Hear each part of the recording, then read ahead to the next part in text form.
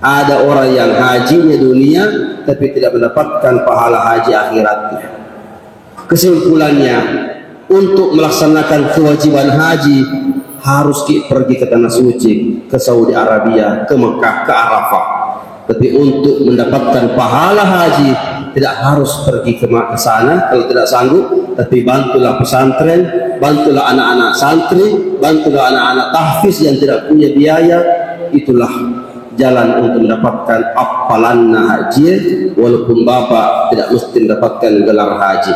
Ada katai apalanna surugana, bukan gelarnya yang kadang-kadang membuat kita sombong dengan gelar itu. Terima kasih telah meliput acara Jumat, khutbah Jumat dan salat Jumat di Masjid Songko Reca Watampone, masjid terindah di Watampone, oleh channel YouTube Mimro, channelnya Ceramah Bugis. Bismillahirrahmanirrahim. Bismillahirrahmanirrahim. Assalamualaikum warahmatullahi wabarakatuh. Jumpa lagi bersilaturahmi di channel Mimro, channel syiar dakwah. Pada kesempatan ini saya mau men-share video khutbah Jumat di Masjid Songkor Cak Bone oleh Khatib Al-Mukarram Ustadz Dr. Haji Afifuddin Harisa LCMAG. Bagaimana video khutbahnya? Mari kita tonton.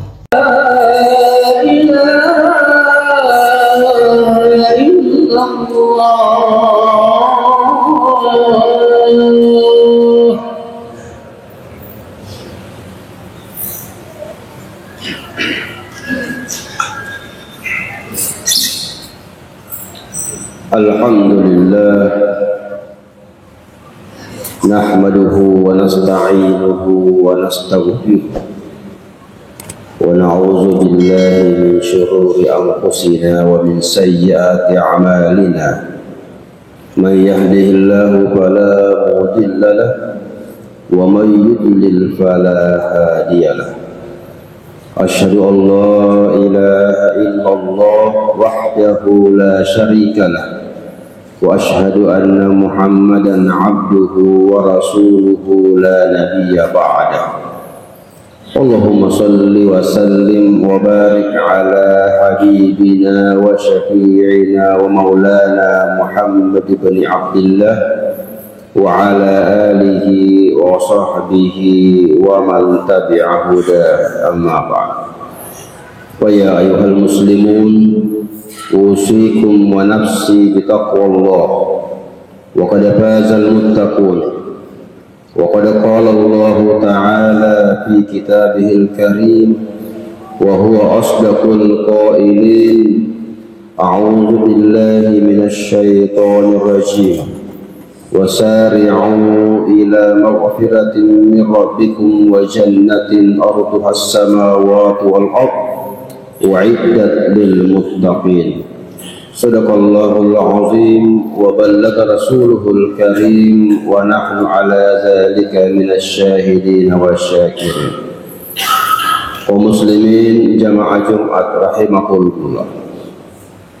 Kita, khususnya saya, bersyukur kepada Allah Subhanahu wa Ta'ala karena alhamdulillah pada hari ini, pada Jumat hari ini, saya diperkenankan untuk hadir berjumat bersama jemaah sekalian.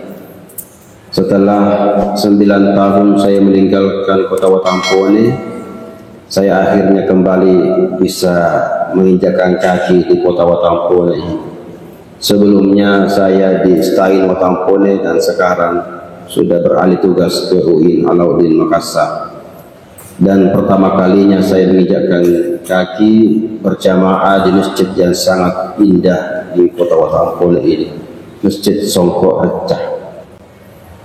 Kebahagiaan, kesyukuran yang kedua adalah karena kota Watampone ini terpilih menjadi tuan rumah musabaqah tilawatul Quran tingkat provinsi.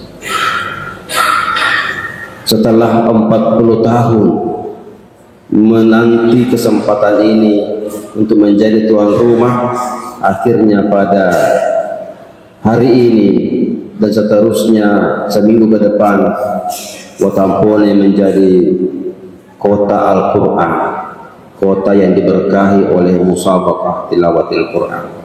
Oleh karena itu para jamaah, jangan kita biarkan kesempatan ini untuk kita lewatkan begitu saja. Mari kita menyaksikan, menyukseskan musabaqah ini untuk bisa menjadikan Bone sebagai kota yang diberkahi oleh Al-Quran. Kebahagiaan yang ketiga yang kita syukuri jamaah sekalian adalah alhamdulillah jamaah kita ini, jamaah haji ini kembali berangkat ke tanah suci.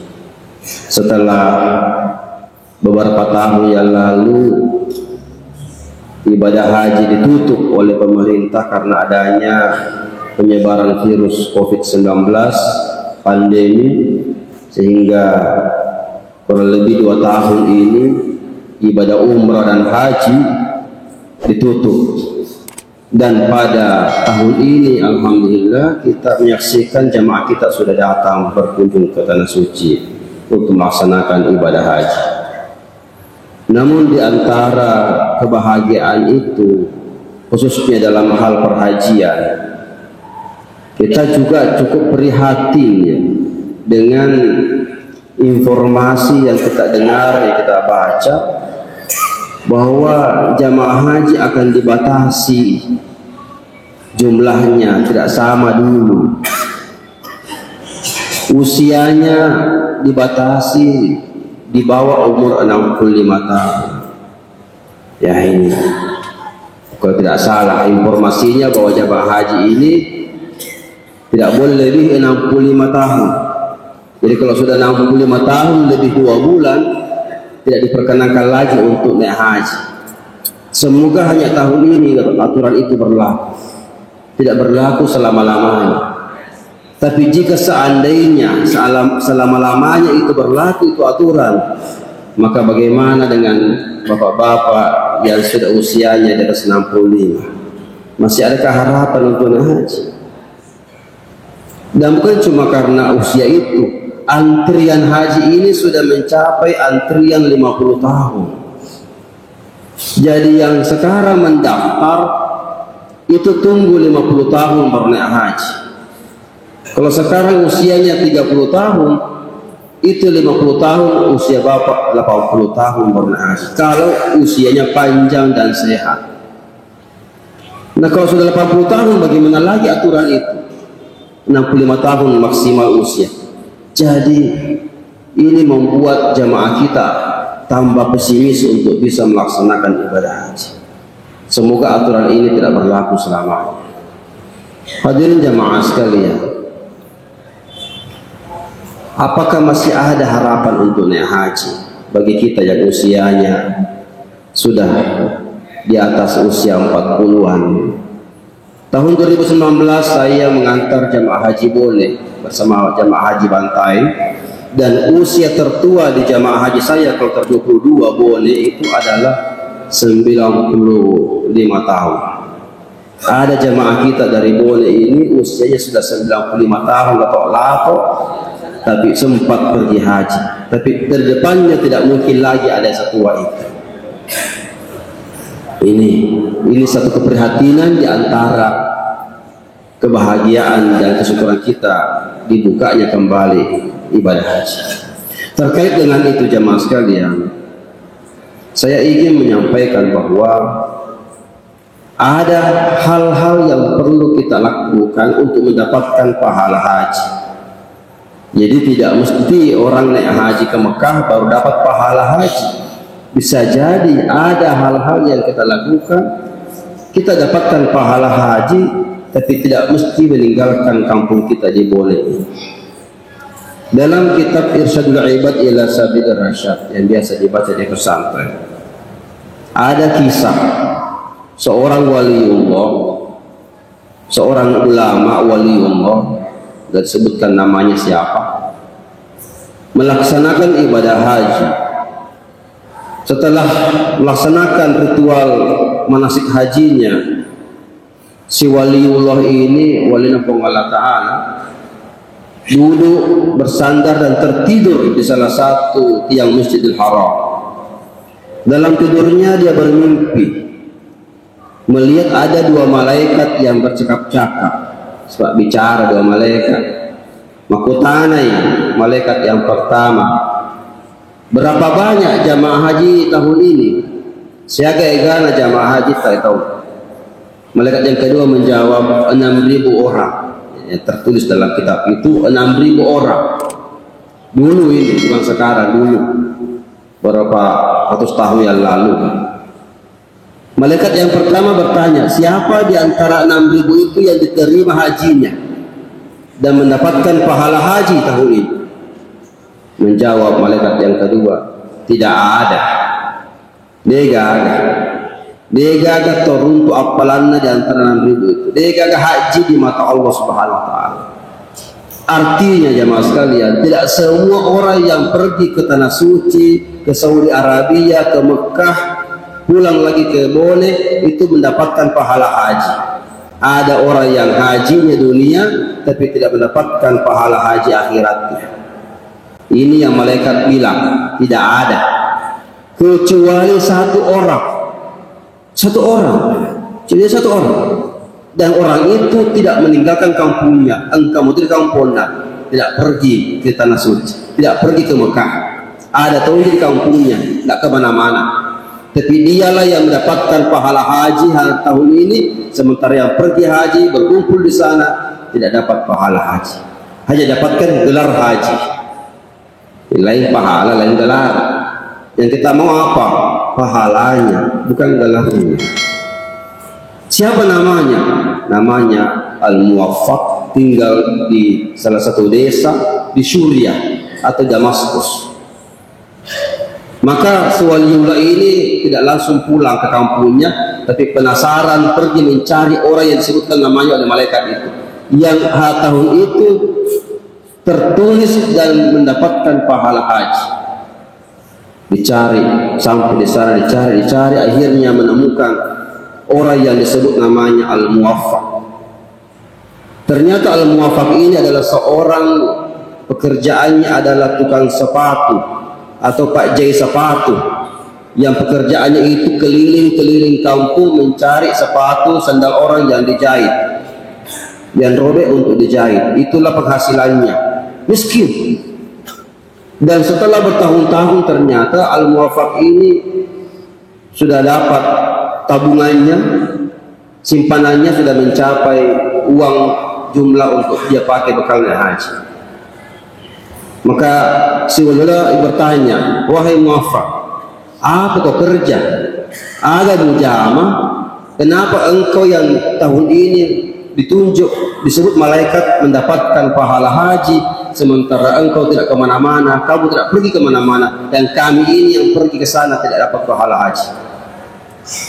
Maka Muwaffaq berkata, sebenarnya betul tahun ini kata Al-Muwaffaq, memang saya berniat untuk pergi haji, menyiapkan buka haji, karena ada uangku.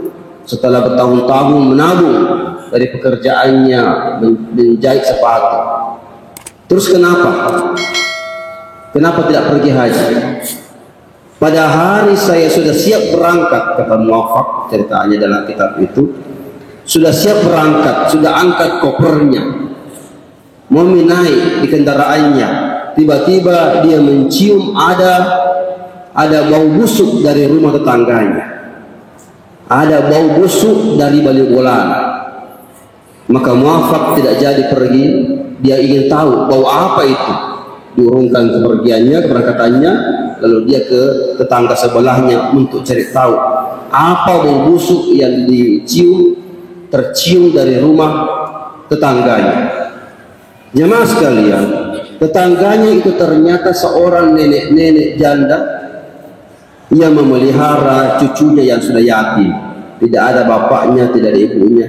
Dia yang pelihara cucunya, beberapa anak cucu yang dia pelihara.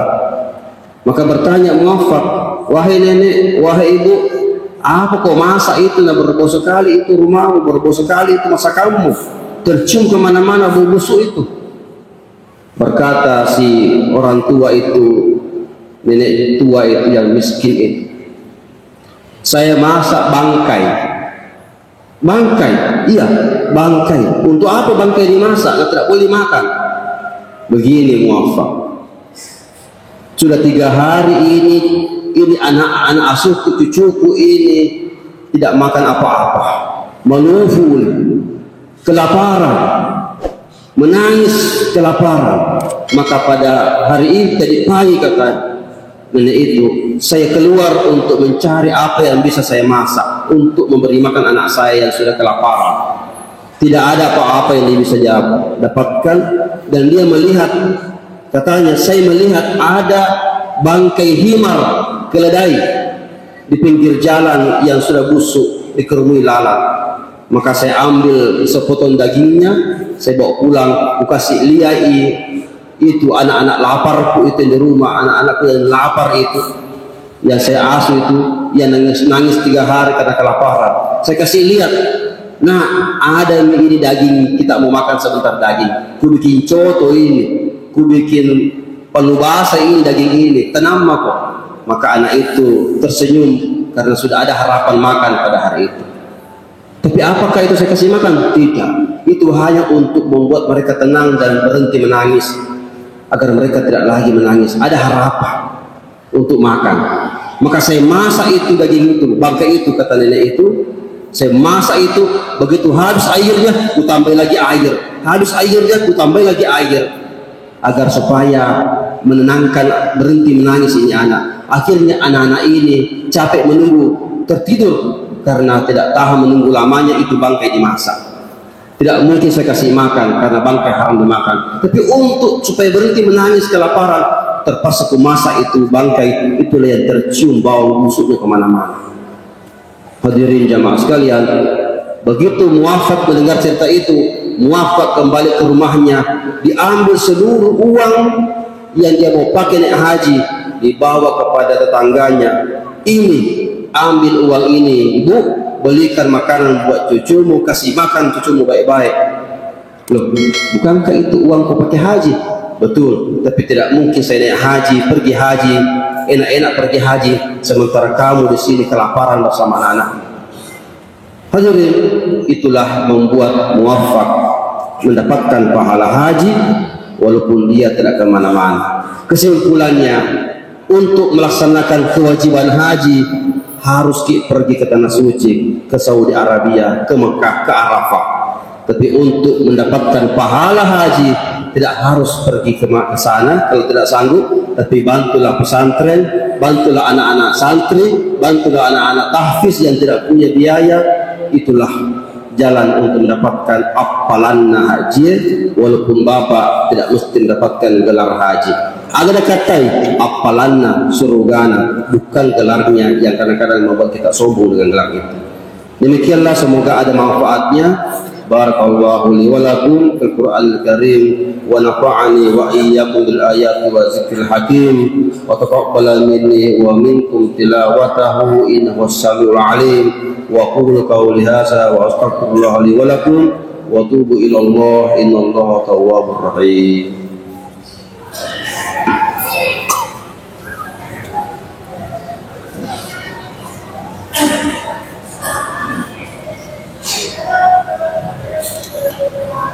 Alhamdulillah hamdan yuwafi ni'amahu wa yukafi mazidah. Asyhadu an la ilaha illallah wahdahu la syarika lah wa asyhadu anna Muhammadan abduhu wa rasuluhu la nabiyya ba'dah. Allahumma shalli wa sallim wa barik ala habibina wa syafi'ina wa maulana Muhammad wa ala alihi wa sahbihi wa man tabi'a hudah, amma ba'd.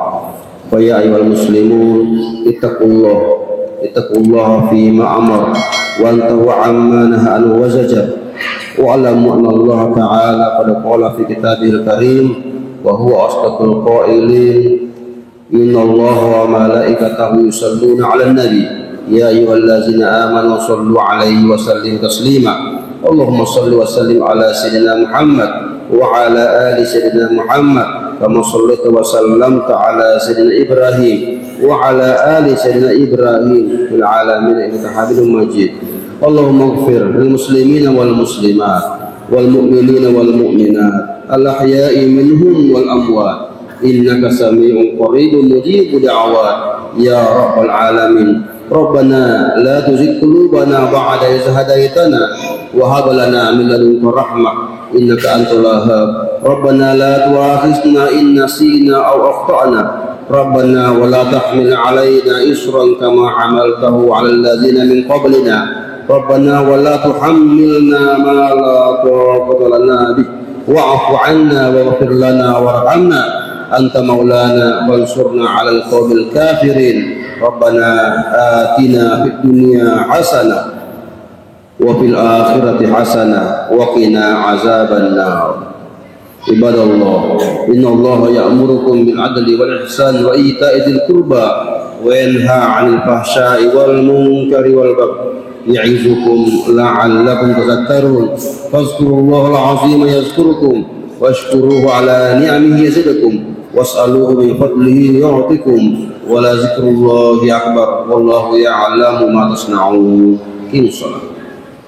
Ya, terima kasih telah meliput acara Jumat, khutbah Jumat dan salat Jumat di Masjid Songko Reca Watampone, masjid terindah di Watampone, oleh channel YouTube Nimro, channelnya Ceramah Bugis. Terima kasih, semoga bermanfaat. Assalamualaikum warahmatullahi wabarakatuh.